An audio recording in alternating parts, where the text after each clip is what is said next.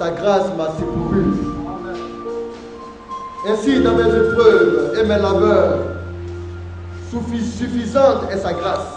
Oui, quand les épreuves viennent, quand les difficultés viennent, sa grâce suffit pour nous faire sortir de tout cela.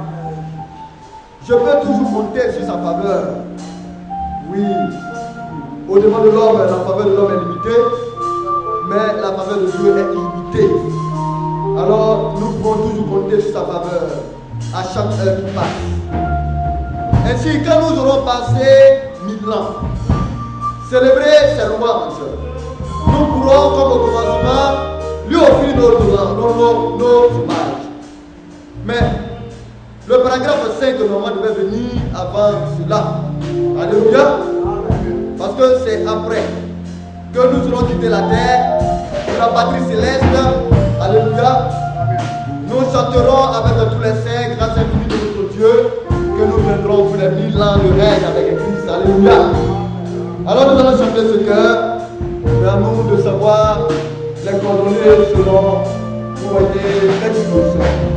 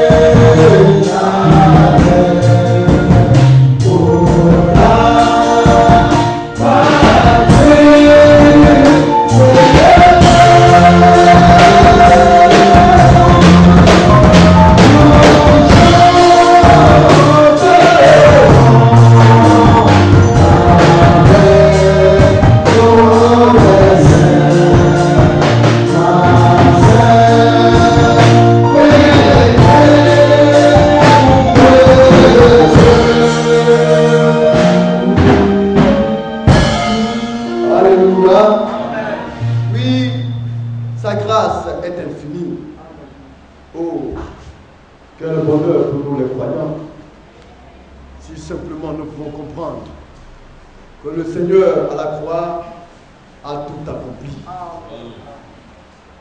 C'est lui qui prend soin de chaque enfant de Dieu. Et c'est lui qui veille. Parce que pour toi, il a versé son sang. Parce que pour toi, il a connu la peine de la mort.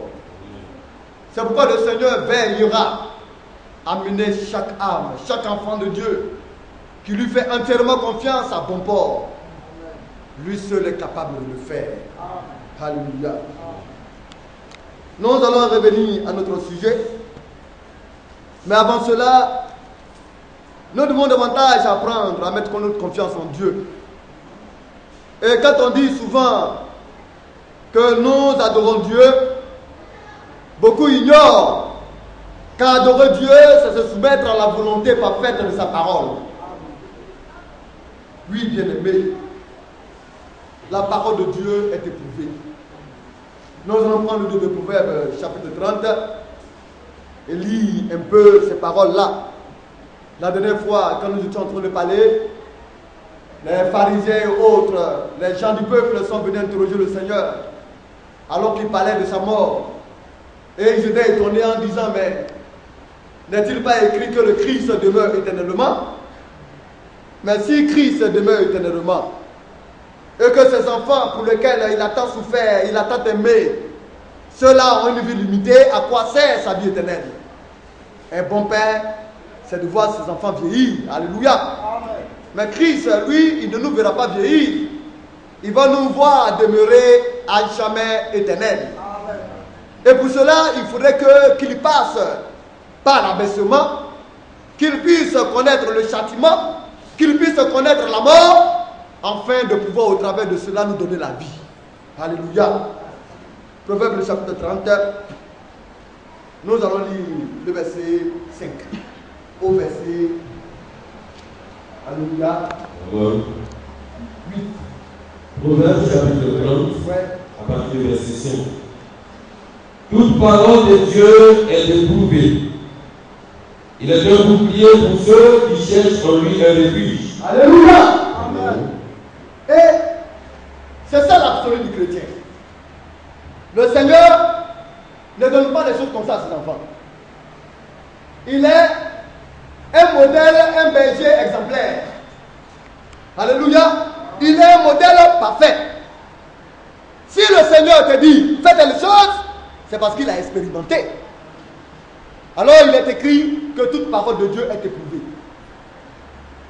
La parole de Dieu a passé le test. Et la parole de Dieu n'a pas échoué. Alléluia. C'est cette parole éprouvée, victorieuse, cette parole triomphante en toutes choses qui nous est donnée par Christ notre Seigneur. Et cette parole non seulement qui a été éprouvée, le fait qu'elle a été éprouvée, elle ne reste pas comme cela. Mais la Bible dit qu'elle est pour nous un bouclier. Mais le bouclier, c'est à quoi? À protéger l'enfant de Dieu. Ça vous dit, si tu aimes la parole, si tu demeures dans la parole de Dieu, et que les paroles du Seigneur demeurent aussi en toi, alors tu es sécurisé, tu es protégé. Le bouclier est pour toi. Oui, frère, continue un peu. Verset 6. Oui. N'ajoutez rien à ces paroles, de peur qu'il ne me reprenne et que je sois trouvé menteur. Alors pourquoi? Alors le Seigneur ne veut pas qu'on ajoute à sa parole. Comme j'étais en train de parler à un bien-aimé, une bien-aimée soeur, en parlant de la pureté de la parole de Dieu.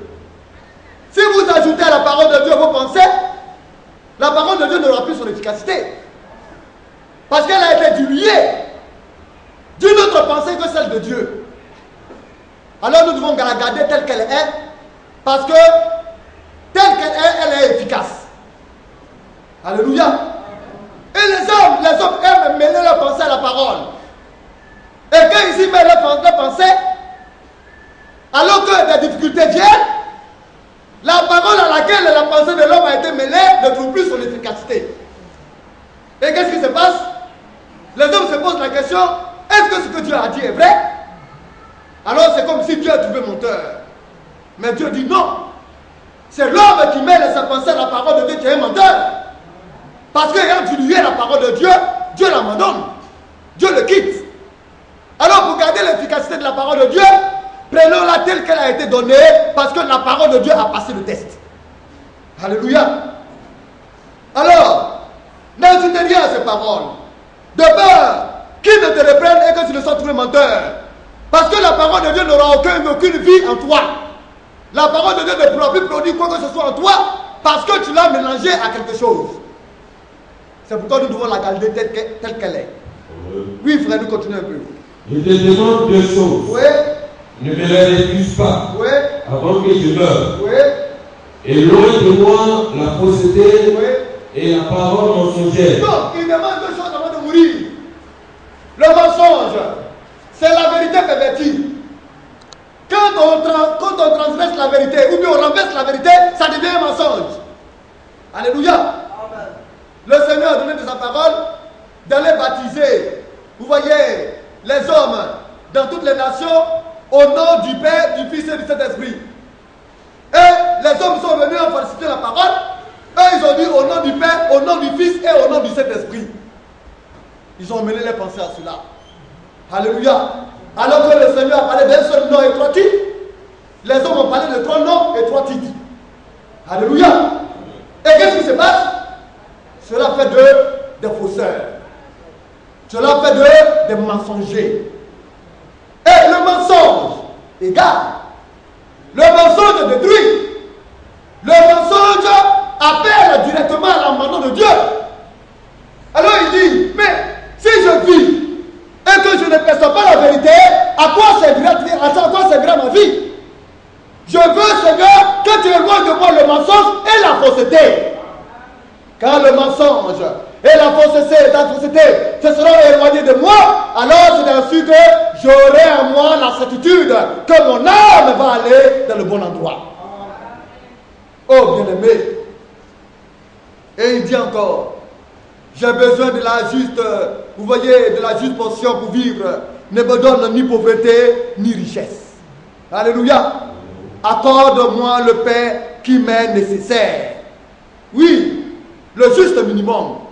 Que je puisse me soigner, soigner mes enfants, soigner ma femme, que je puisse m'épanouir, nourrir mes parents, ma famille, que je puisse t'adorer paisiblement, sans tendre la main. Cela me suffit, Seigneur. Alléluia. Parce qu'en ayant beaucoup d'argent, l'argent appelle l'argent. Je veux continuer toujours d'en chercher. Et pour finir, je risque de sortir de la voie de Dieu. Alléluia. Étant pauvre aussi, je veux aller quémander, tendre la main.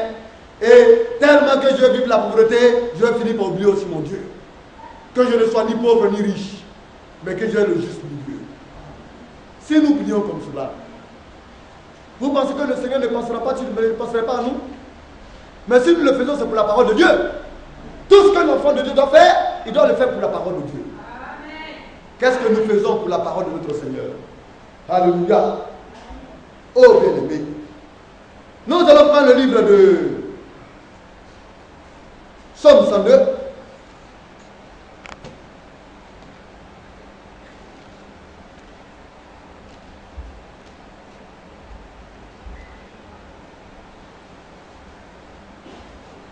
Nous allons lire à partir du verset 5. Psaume chapitre 102. Oui. À partir du verset 25. Alléluia.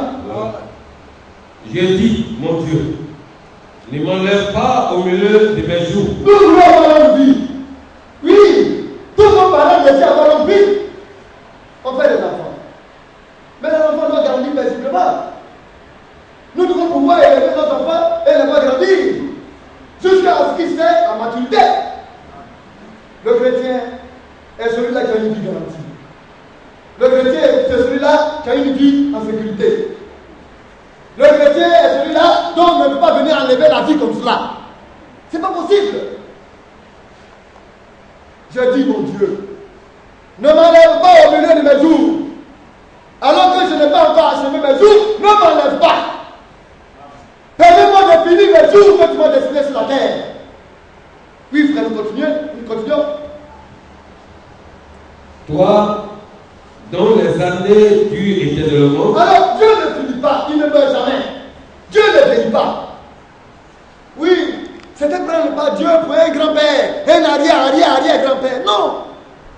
Dieu ne vieillit pas. Il est toujours le même et il demeure éternellement. C'est pourquoi la parole de Dieu demeure éternellement. Nous allons lire cela. Pourquoi le Christ demeure éternellement. Alléluia. Le Christ, c'est Dieu. Alléluia. Oh bien-aimé, la parole de Dieu, Dieu n'a pas, les années de Dieu demeurent éternellement. Ces années ne finissent pas. Or, les années de l'homme, vous voyez, ça longe un tout petit peu et s'arrête. Mais Dieu ne finit jamais. Oui, frère. Verset 26. Tu as anciennement fondé la terre. Oui. Et les cieux sont l'ouvrage de tes mains. Oui. Ils périront, mais tu subsisteras. Alors, toutes ces choses vont périr. Parce que ces choses-là sont l'objet de la création de Dieu. Mais Dieu, lui, va subsister. Il ne périra jamais. Oui, frère. Et ils suivront tous comme un vêtement. Oui. Tu les changeras comme un habit. Oui. Et ils seront changés. Alors, la terre sera changée. Les cieux seront changés. Alléluia. Tout va changer. Par arrêt de combien? Passer d'une forme à une autre. Quand un homme porte un habit, il le porte pendant 1 à 2 ans. Après les habits s'usent, on change l'habit. On n'a pas de pitié, on n'a pas de sentiment parce que l'habit est devenu vieillissant. On le garde à côté et on s'achète un nouvel habit. Alors la terre et les cieux vont revêtir de nouveaux habits. Dieu va les changer. Alléluia. Mais pour le bonheur des enfants de Dieu. Oui, frère. Verset 28. Mais toi, tu restes le même. Mais Dieu ne change pas. On ne change pas ce qui est meilleur. Alléluia. On ne change jamais ce qui est bon. Dieu est bon et il demeure toujours bon. Alléluia. Il est meilleur et il ne change pas dans, alléluia, son excellence. Il ne change pas. C'est pourquoi on ne saurait le changer. Mais l'homme peut être bon et à un certain moment ne peut ne rien servir. Alléluia. Peut ne servir à rien. Mais Dieu est toujours important. Oui, frère. Mais toi, tu restes le même et tes années ne finiront point. Oui.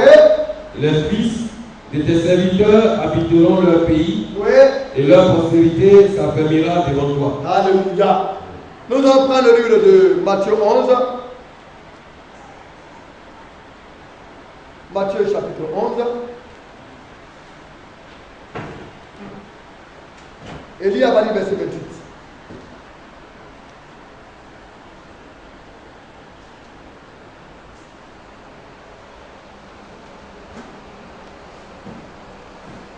Matthieu chapitre 11.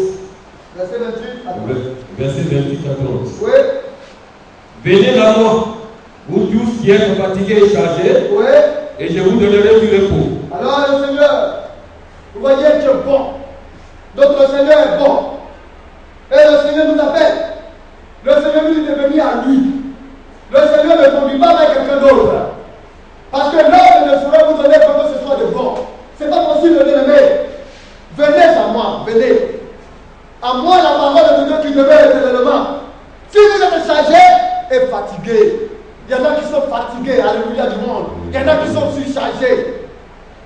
Aucun homme ne pourra te donner le repos de ton âme. Amen. Mais les hommes sont chargés et fatigués. Et puis ils veulent se confier à des hommes. Mais l'homme lui-même, il se cherche. Dieu n'a pas dirigé les regards d'un homme vers un homme, mais vers le super-homme. Amen. Et le super-homme, c'est la parole de Dieu manifestée de la chair. Nous aurons l'occasion de le lire tout à l'heure. C'est un homme hors du commun. C'est le seul homme qui a vécu dans un corps humain, dans un corps de chair, et qui n'est jamais connu de péché. C'est le super-homme. Il est unique en son genre. Et il a la possibilité de communiquer cela à ceux-là qui croiront en lui. Alléluia. Et il n'a pas dit, quand je veux communiquer la vie à celui-là, il faudrait venir aussi à lui pour obtenir la vie. Non. Il dit, si je lui communique la vie, il faudrait qu'il amène quelqu'un d'autre d'autre à moi, et que l'autre aussi amène quelqu'un d'autre à moi, tous les regards doivent tourner vers Jésus. Tout ce que nous on doit rapporter, on doit amener dans la maison de Dieu, on doit les amener vers Jésus. Amen. Il n'y a pas d'intermédiaire entre Jésus et les hommes. Amen. Et c'est là que aujourd'hui le bas blesse. Les hommes font des mauvais chrétiens. Parce que les hommes amènent les hommes à eux. Plutôt que de les conduire à Jésus. Non. Si j'ai amené mon frère en Christ qui va apporter la parole de Dieu à lui, doit apporter la parole de Dieu là pour amener l'âme à Christ. Alléluia. Mais si tu amènes l'âme à la personne, à toi, avant que la personne ne puisse arriver à Christ, c'est déjà trop tard. La personne n'aura pas le succès, vous voyez, que Christ demande. Or, avec Christ, le succès est garanti. Alors, il n'a pas dit passer par quelqu'un pour venir à moi. Venez directement à Christ. Venez à lui, la source d'eau vive. Alléluia. Venez à lui, la puissance de Dieu, pour qu'il vous délivre. Oui, frère, nous continuons un peu. Verset 29. Oui. Prenez mon joug sur vous et recevez mes instructions, car je suis doux et humble de cœur. Alors, mais d'abord, en venant à lui, tous ceux qui sont fatigués et chargés, ils auront le repos. Le repos, c'est la tranquillité. Le repos, c'est la paisibilité. Alléluia. Le repos, c'est la quiétude. Quand tu as le repos en toi, ce n'est pas un esprit qui va venir te perturber.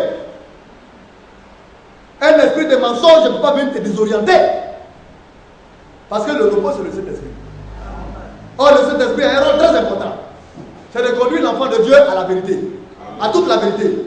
Quand le consolateur sera venu, l'Esprit de vérité, il vous conduira dans toute la vérité. Il prendra de ce qui est à moi, Jésus, et il vous l'accordera.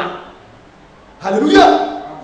Bien-aimé, avoir le repos, la paix et l'assurance de son âme. Et il dit, prenez mon joug. Alléluia. Le joug de Dieu. Vous savez ce que c'est que le joug? C'est le bâton qu'on met entre deux bœufs. Ce bois-là est attaché au cou de l'un bœuf et de l'autre bœuf. On les relie. De sorte que l'autre bœuf ne peut pas marcher plus vite que l'autre. Ils sont obligés d'aller au même bas. Parce que s'il y a un qui veut dépasser l'autre, ils vont se blesser. Alors ils sont obligés de se tenir parce que chacun pense à sa vie et l'autre aussi pense à sa vie et le bâton les tient au même pied d'égalité. Le joug du Saint-Esprit, c'est cela. C'est le Saint-Esprit qui le joug. Et il nous tient. Afin que nous marchions au même rythme de pas selon la cadence de la parole de Dieu donnée par le Saint-Esprit. Alléluia. Alors, l'un des frères pas se regarder supérieur à l'autre. L'autre ne pas dire qu'il est important plus que l'autre. Ou bien lui, il est meilleur que l'autre. Non, bien aimé. C'est le Saint-Esprit qui nous guide de nous tous. Et le Seigneur qu'il nous donne, il ne nous donne pas pour avoir des travaux pénibles. Il dit son joug est doux et léger. Toi, tu es content de porter ce joug-là. Alléluia. Tu es tellement content que la paix de Dieu jaillit en toi. Oui. Alléluia. Amen. Tu te sens en sécurité. Tu te sens bien. Tu te sens en harmonie avec Dieu et sa parole. Tu marches avec, comme on dit, sérénité. Il ne t'a pas donné pour que réellement tu puisses avoir des difficultés pour t'assoupir ou bien pour tomber. Non. C'est pour que tu sois léger. Amen. Son joug est doux et léger. C'est ça le Saint-Esprit. Les hommes pensent qu'avoir le Saint-Esprit, ça fait beaucoup de bruit. Non. Le Saint-Esprit est doux. Il est paisible. Alléluia. Il donne la paix en toi, la tranquillité, la sérénité, la garantie que tu vas au ciel. Bien aimé. Oui, frère, on continue un peu.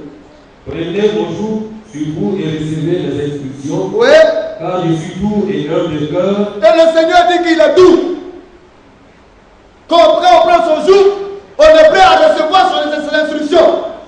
Mais tu dis que tu as le joug de Dieu. Et que fais-tu de la parole du Seigneur? L'instruction que Dieu te donne, tu fais quoi de cela? Si tu rejettes, c'est que qu'il n'a pas le jour de Dieu. Et il dit, recevez mes instructions, car mon jour est doux. Alors, il dit, car je suis doux et humble de cœur. Quand on reçoit ces instructions, on fait quoi? On lui ressemble. Le Seigneur est doux. Et puis il est humble. Alléluia. Amen. Tu viens le gifler, il dit, mais qu'est-ce que je t'ai fait? Pourquoi tu me gifles? Qu'est-ce que je t'ai fait pour que tu me gifles? Bien aimé, il suffit qu'il souffle seulement. Et puis cet homme-là, comme une mouche, va le tomber d'ailleurs. Mais il est humble. Amen. Il n'est pas venu pour détruire, mais il est venu pour sauver. Alléluia. Amen. Oui, car mon jour, alléluia, car je suis doux et humble de cœur. Et vous trouverez le repos pour vos âmes. Alors ton âme va trouver le repos. Ton âme sera paisible et tranquille. Alléluia. Ton âme ne souffrira plus d'inquiétudes diverses, de soucis majeurs. C'est fini. Parce que tu as son joug. Oui, frère. Car mon joug est doux et mon fardeau léger. Alors le joug que le Seigneur nous donne est doux et le fardeau qu'il nous donne de supporter est léger. Parce que lui-même nous aide à supporter cela. Nous retournons dans le livre de Jean, le chapitre 12.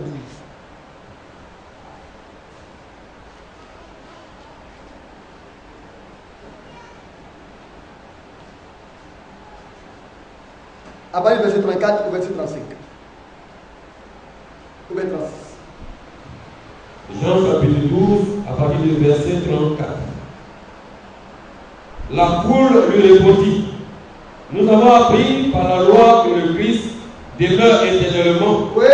Comment donc dis-tu? Il faut que le Fils de l'homme soit élevé. Qui est ce Fils de l'homme? Alors, le fait qu'il a dit qu'il faut que le Fils de l'homme soit élevé, et ils ont compris que le Fils de l'homme doit être crucifié, qu'il doit mourir. Ils ont bien compris.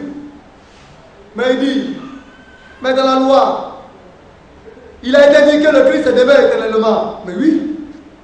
Parce que le Christ, c'est la parole de Dieu qui demeure éternellement. Alléluia. C'est la parole de Dieu éprouvée.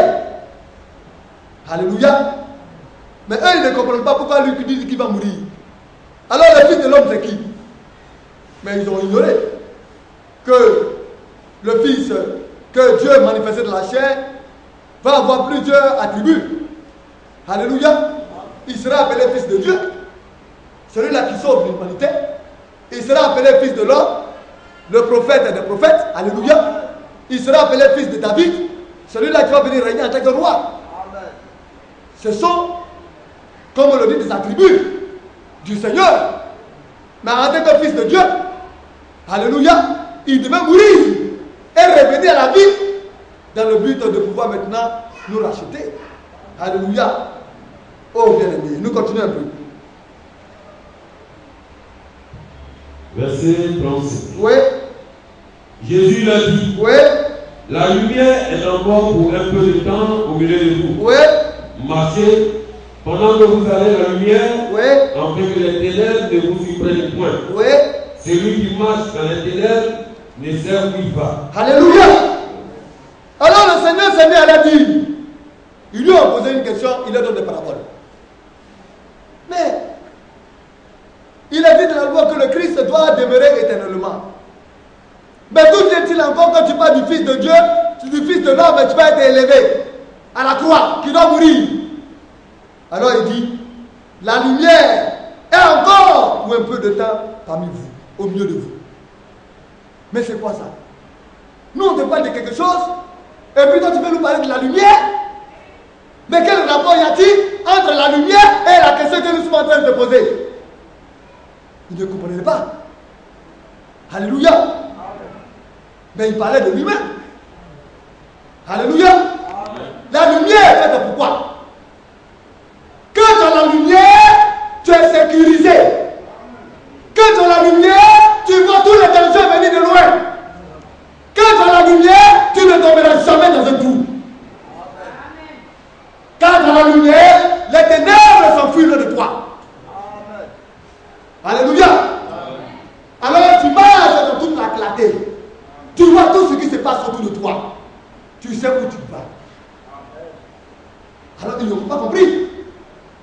Alors il dit, cette bonne chose-là, la lumière est avec vous, au milieu de vous, pour un peu de temps. Alléluia. Et continuez, il dit, marchez pendant que vous avez la lumière. C'est qu'il y a la lumière qu'on marche. Alléluia. Si la lumière s'en va, on s'arrête parce qu'on ne sait plus où on va. C'est par la lumière que nous pouvons savoir où nous mettons le pied et où est-ce que nous partons. Alors on marche à la lumière de Dieu. Alléluia. Alors il dit, pendant que vous avez la lumière, marchez. Aujourd'hui, nous sommes au temps de la lumière. Alléluia. Du soir où la lumière était placée sur le chandelier, au milieu des ténèbres. Alléluia. Amen. Parce qu'il est dit que vers le soir, la lumière va paraître. Mais si la lumière doit paraître, c'est pourquoi? C'est parce qu'il y a des moments de ténèbres qui arrivent. Et aujourd'hui, nous devons atteindre minuit. Nous sommes au milieu des pleines ténèbres, bien aimés. Mais les ténèbres, c'est quoi? C'est le noir que vous voyez là? C'est quand on était la lumière là que vous voyez là? Oui, ça, ce sont les ténèbres physiques qu'on voit. Mais les ténèbres, c'est l'homme. C'est l'homme lui-même qui est les ténèbres. Ses pensées, sa manière d'être, sa manière de voir, sa manière de faire, sa manière d'agir, sa manière de se comporter. L'homme est un danger pour son frère. Alors pour échapper à cela, il faudrait que vous recevez Christ. La lumière. Alléluia. Nous allons y venir. Oui, frère, nous continuons. On reprend le verset 35. Le verset 35. Oui. Jésus leur dit, la lumière est encore pour un peu de temps au milieu de vous. Oui. Marchez pendant que vous avez la lumière, afin que les ténèbres ne vous surprennent point. Oui. Celui qui marche dans les ténèbres ne sait où il va. Alléluia. Oui. Alors, celui qui marche dans les ténèbres, il ne sait pas où il va. Il ne sait même pas où il s'oriente, où il met les pieds. Parce qu'il marche dans les ténèbres. C'est ça l'homme. L'homme prend ses pensées dans la volonté de Dieu. Oh, Dieu dit ça, c'est un danger, ce sont les ténèbres. Suivre les pensées de l'homme, c'est, comme on le dit, dérouter de la part de Dieu. Oh frère, j'aimerais comprendre le livre de Jean 1. Jean 1, à partir du verset 1. Jean chapitre 1. Oui. À partir du verset 1. Oui. Au commencement était la parole. Donc, bien aimé, avant que toute chose ne soit au commencement, ce qui a débuté, c'est la parole de Dieu. C'est la parole. Donc la parole est à l'origine de tout. C'est le départ à la salle. Alléluia. Ce qui a commencé, c'est la parole. Oui, frère. Au commencement était la parole. Oui. Et la parole était avec Dieu. Donc cette parole-là, elle était avec Dieu. Donc Dieu et la parole étaient ensemble. C'était son égal. Alléluia. Amen. Alors Dieu a commencé. C'est pourquoi dans le livre de Genèse, il a dit Dieu, au commencement, Dieu créa. Au commencement, la parole était la parole. Au commencement, la parole créa. C'est Dieu qui est sa parole. Amen. Alléluia. Alors, on va dire au frère Ado est en train de parler. Alléluia. Amen. Et quelqu'un maintenant dit, la parole d'Ado dit. De l'autre côté, on dit Ado a dit. Mais qui est la parole d'Ado? C'est Ado. Alléluia. Amen. On reconnaît Ado que par sa parole. Amen. Alléluia. On ne veut pas dissocier la parole d'Ado d'Ado. Bien aimé, on ne saurait le faire. On ne peut pas non plus dissocier la parole de Dieu. Pour reconnaître Dieu, c'est la parole qui fait Dieu. Amen. C'est pourquoi quand Dieu parle, sa parole s'accomplit toujours parce que Dieu est la vérité. Mais Ado, lui il peut vous dire que demain va venir. venir et puis demain il est malade, il est couché à la maison. Il ne peut plus se lever. Parce qu'Ado est limité. Parce qu'Ado n'est pas tout puissant. Oh, Dieu il est tout puissant. Ce qu'il dit, il réalise. Alléluia. Au commencement était la parole. Et la parole était avec Dieu. Et la parole était Dieu. Vous dites que la parole est Dieu. La parole que vous tenez de votre mère, bien-aimé, c'est le grand Dieu puissant que vous détenez. Elle qui mort. Alors, on tient Dieu de la parole de la mère. Mais il a fallu que Dieu parle pour qu'on écrive. Mais la parole que vous détenez, si l'Esprit de Dieu ne veut pas se mêler à la vie, vous ne verrez jamais la puissance de Dieu au travers de la parole. Alors, Dieu est sa parole. Alléluia. Amen. Oui, frère. Et la parole était Dieu. Oui. Elle était au commencement avec Dieu. Alors, la parole était avec Dieu. Alors que je suis en train de vous parler, ma parole est avec moi. Ma parole est à moi. Je suis ma parole. Alléluia. Dieu est sa parole. La parole est avec Dieu et la parole est Dieu. Oui, frère. Toutes choses ont été faites par elle. Toutes choses. Toutes.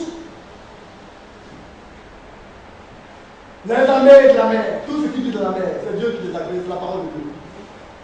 Les armées terrestres, c'est la parole de Dieu. Les armées célestes, c'est la parole de Dieu qui les a faites. Toutes les choses ont été faites par elle. Alléluia. Bien aimé. Si tout a été, toutes choses ont été créées par la parole, ce sont des petits péchés, là, des petits démons là, que Dieu ne peut pas résoudre. Tes petits bobos là, tes petites inquiétudes, c'est ça qui va résoudre. Ayez foi en Dieu. Amen. Oui, frère. Toutes choses ont été faites par elle. Oui. Et rien de ce qui a été fait n'a été fait sans elle. Rien n'a été fait sans elle. Tout a été créé par Dieu. Oui, bien aimé. En elle était la vie, et la vie était la lumière des hommes. Donc, à l'intérieur de la parole, en elle se trouve la vie. Bien aimé, vous ne trouverez jamais la vie nulle part ailleurs.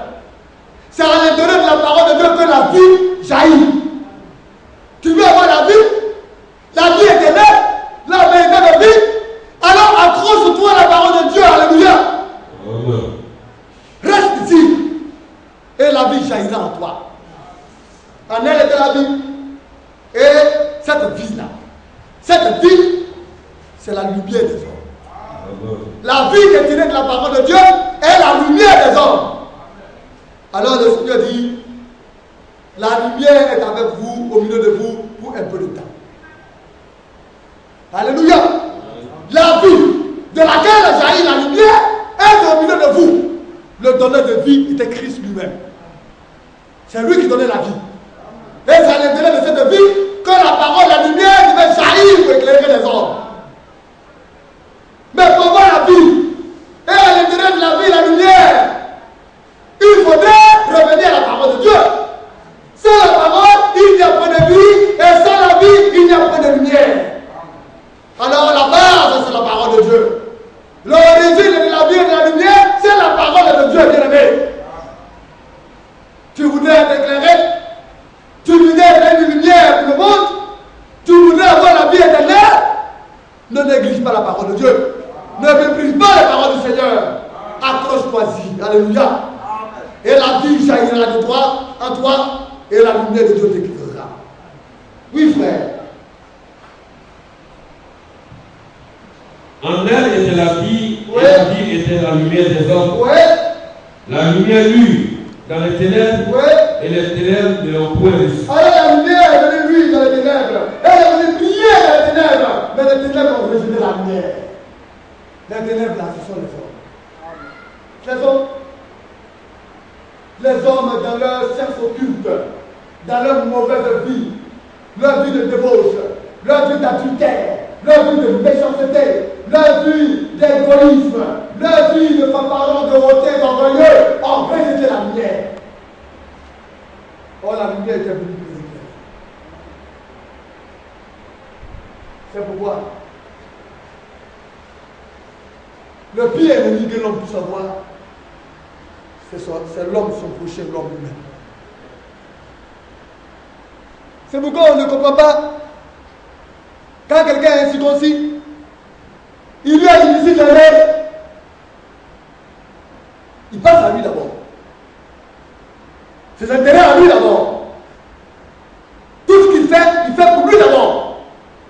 Il vient de la maison de Dieu, c'est lui d'abord. Mais quand la vie jaillit en toi, ce sont les intérêts de Dieu d'abord. Quand la vie jaillit en toi et que la lumière de Dieu t'éclaire, tu mets les choses de Dieu, du royaume des cieux devant. L'homme est un danger pour lui-même. Alléluia.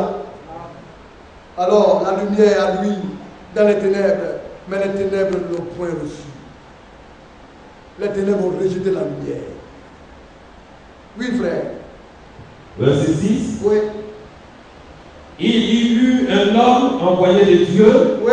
Son nom était Jean. Alors, de la même manière qu'il y eut un homme envoyé de Dieu, Dieu arrive toujours des envoyés. Mais les envoyés de Dieu ne font rien d'autre que de ramener les hommes à la lumière originale. Amen. Jean ne donne pas la vie. Alléluia. Jean n'est pas la lumière. Mais Jean est une lumière. Quand tu viens à la lumière, tu deviens une lumière. Tu dois aller avec ton frère pour l'attirer à la lumière, pour qu'il devienne aussi une lumière.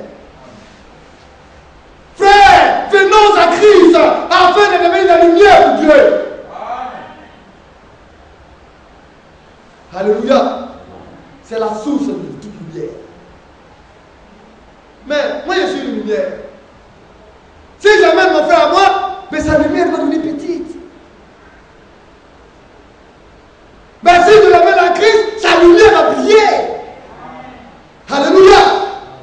Voici comment la dénomination, les églises de fait de main fabriquent des hommes avec des lumières fabriquées. Il y a plusieurs types de néons. Hein? Il y a plusieurs types d'ampoules. Mais nous parlons des ampoules originales. Alléluia. Fabriquées par Dieu lui-même. Mais quand tu vas parler, tu vas partir chez les 10 heures d'aventure, ils vont te donner une ampoule qui dure 2 semaines. Alléluia. Or, notre ampoule là, ça dure plusieurs années. Et nous avons une batterie supranaturelle qui charge notre ampoule pour nous. C'est pourquoi nous venons nous abreuver toujours de la parole de Dieu pour que notre lumière s'intensifie. N'est-ce pas ce que vous comprenez? Hein? Je parle maintenant sur le langage spirituel. Amen. Ne conduisez jamais quelqu'un pour lever le pasteur. Je n'ai pas dit au pasteur. Ne conduisez jamais quelqu'un vers un homme. Mais conduisez-le à Christ. Et vous allez tirer tout le fruit que vous cherchez. Ne conduisez pas quelqu'un vers une lumière. Jean-Baptiste a été une lumière. Nous le verrons. William Branham a été une lumière. John Wesley, vous voyez, comme on l'a dit, Saint-Martin Luther ont été des lumières. Mais la lumière originale, c'est Jésus-Christ notre Seigneur. Amen. De par la lumière de Christ, leurs lumières ont brillé. Et voyant briller la lumière, leurs lumières ont éclairé d'autres personnes afin d'être conduits à la lumière de Christ. C'est pourquoi le psaume 119, si je me trompe, le verset 5, c'est par ta lumière que, alléluia, nous voyons la lumière. Est-ce que c'est cela? Si on peut lire.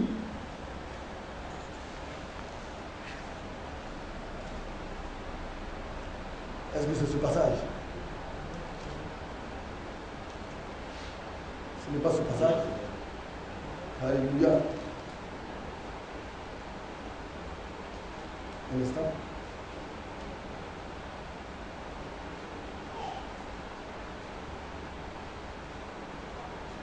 Oh.